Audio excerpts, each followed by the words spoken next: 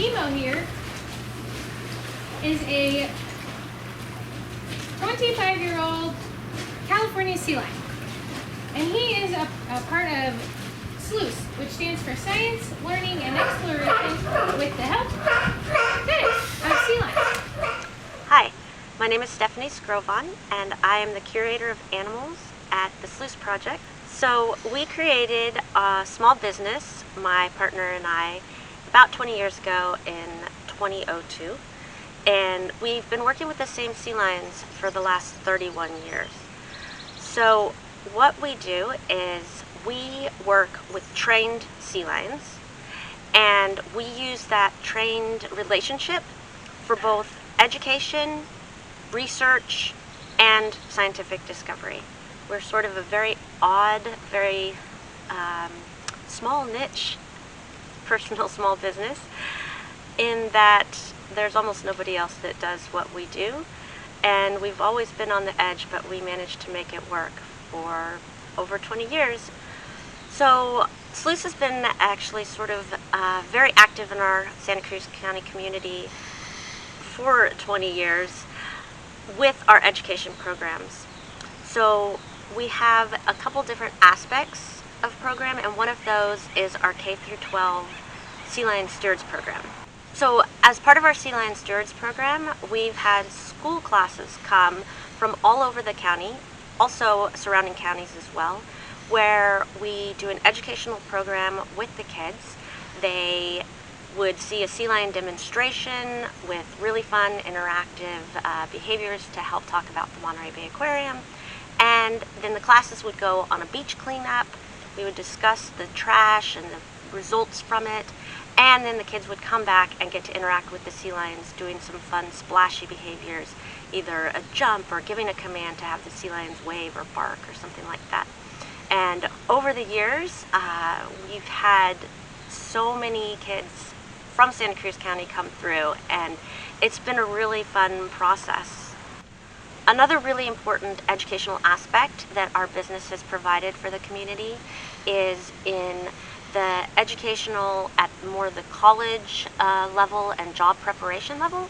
So we've had hundreds of people come through our program to learn more about how to train animals in general, how to take care of animals in managed care, exotic animals like our sea lions.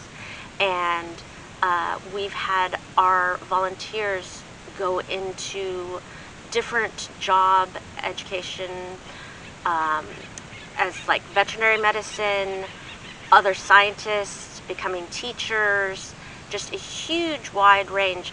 Another really unique aspect of our work has been the scientific research that we've been able to accomplish with our sea lions.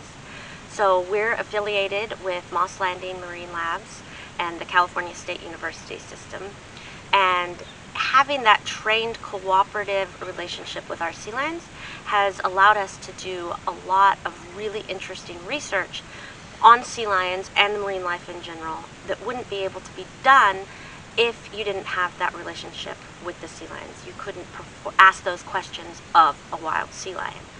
So we've worked with numerous different researchers over the years to find out more information about sea lion physiology, how they work, how much fish is necessary for them to live, which has important conservation aspects to it, and also looking at other creatures in the ocean. We were one of the very first critter cam type research behaviors where we had our sea lions actually swimming next to whales, humpback whales and gray whales, filming them with cameras on their backs. So our funding has always actually come from a really diverse range of resources. We get a little bit of funding from researchers to help them perform the scientific work we do through grants. We have also had our sea lions perform in Hollywood. We have gone to Hollywood to do commercials or movies or kids' TV shows.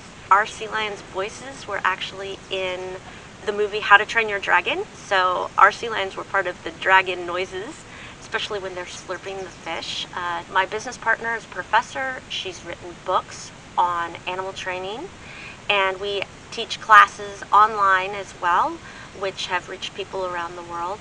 So it's a very diverse background, but in the past few years, the real bulk of our income has come from our educational outreach programs at places like county or state fairs, where we would take our sea lions and we would perform educational shows at fairs, and then people would actually have the chance between to meet our sea lions in person, maybe get a kiss on the cheek, pet a sea lion, see what they feel like, and that has been the largest part of our income over the past 15-20 years.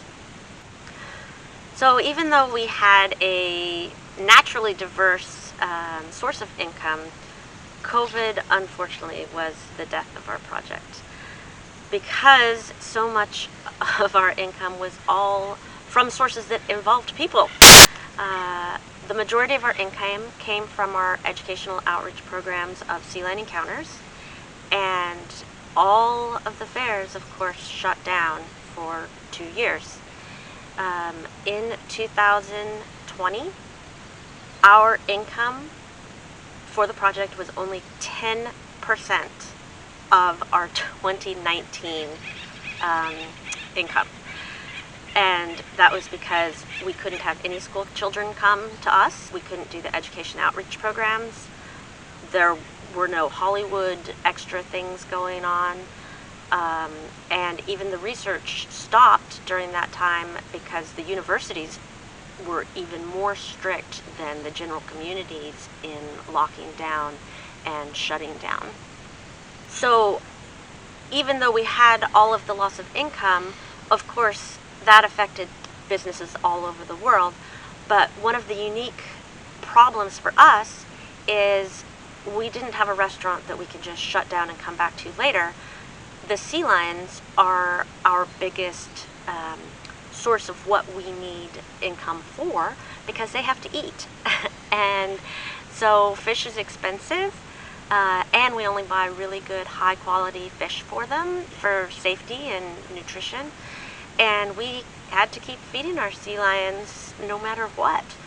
And we had to do so with less volunteer staff because the university restricted us, but we still had to have people there every day and had to upkeep the facility, pay for the bleach and cleaning supplies to keep everything clean for them.